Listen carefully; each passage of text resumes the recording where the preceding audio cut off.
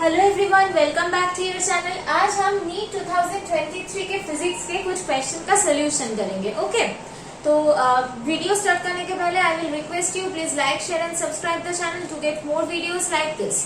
Okay, तो पहला question आप स्क्रीन पे देख लीजिए, उसके बाद हम उसका सोल्यूशन करेंगे। Pause the video and read the question carefully. Question में बोला गया है कि एक आइडियल ट्रांसफार्मर है, जिस आइडियल ट्रांसफार्मर के सेकेंडरी कॉइल के साथ एक 12 वोल्ट का और 60 वोल्ट का लैंप कनेक्टेड है।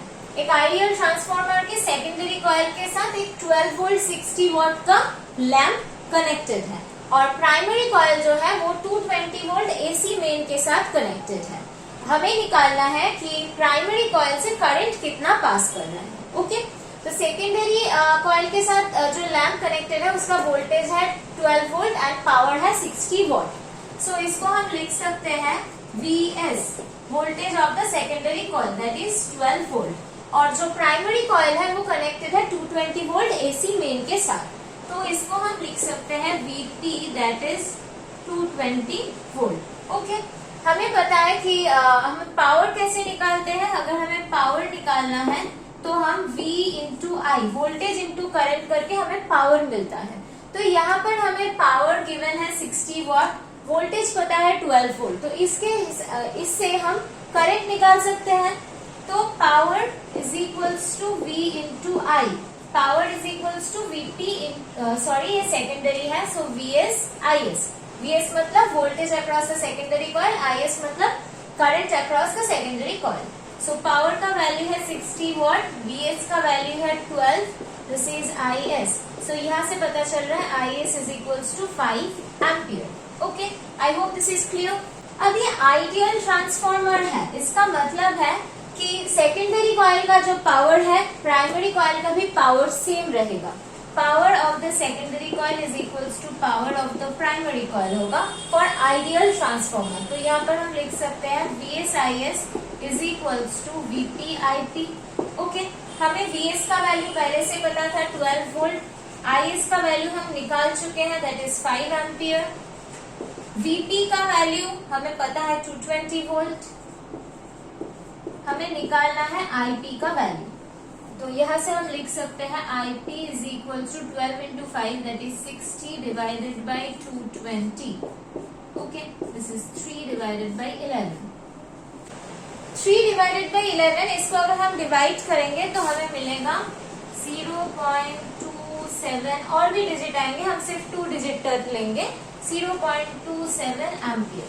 This will be the value of the Ip, that is current through the primary coil.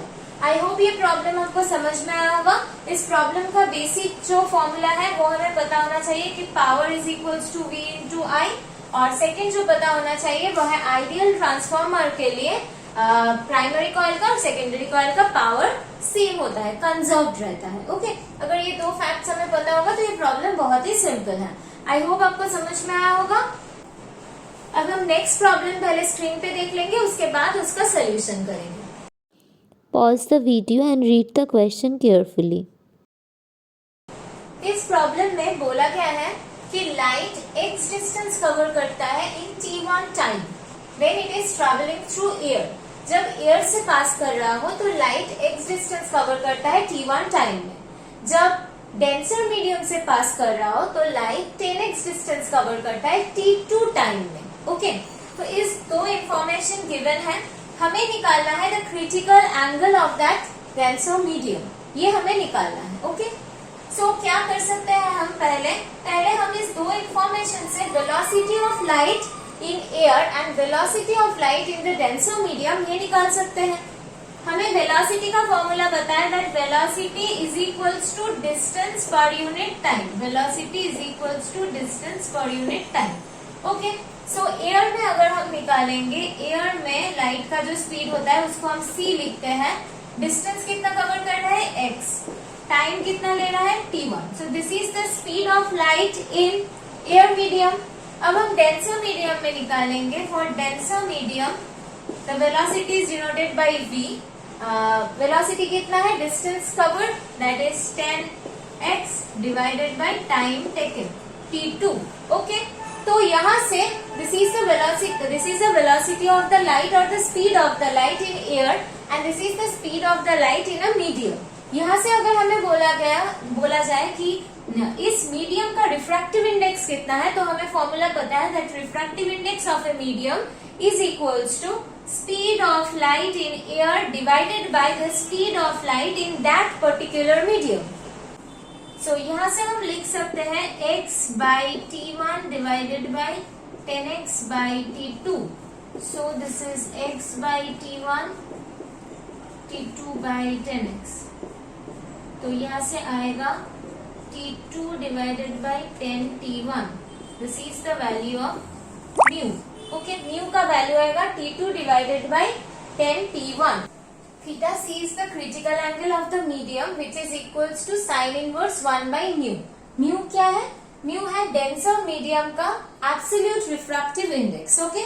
इस denser medium का अगर हमें critical angle निकालना है, the formula is theta c is equals to sin inverse 1 by mu, where mu is the absolute refractive index of the denser medium. तो यहाँ पर जो denser medium है उसका absolute refractive index हम निकाल चुके हैं। तो उस एब्सोल्यूट रिफ्रैक्टिव इंडेक्स को अगर हम यहाँ पर पुट कर देंगे म्यू के जगह पर, तो हमें क्रिटिकल एंगल का वैल्यू मिल जाएगा, right. This is the entire process. यहाँ पर एयर में कितना डिस्टेंस कितना टाइम में लाइट कवर कर रहा है बोला गया है, और डेंसर मीडियम में भी बोला गया है। यहाँ से हमें एयर मीडियम से हमें सी का वैल्यू मिल जाता है, डेंसर मीडियम से हमें वी का वैल्यू मिल जाता है।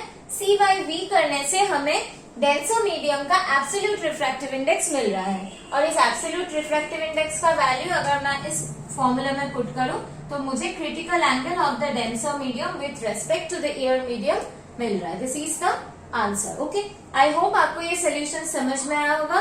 Please like share and subscribe the channel. मिलते हैं अगले वीडियो पे भी हम नीट 2023 के फिजिक्स के क्वेश्चन सॉल्व करेंगे। Thank you everyone for watching the video.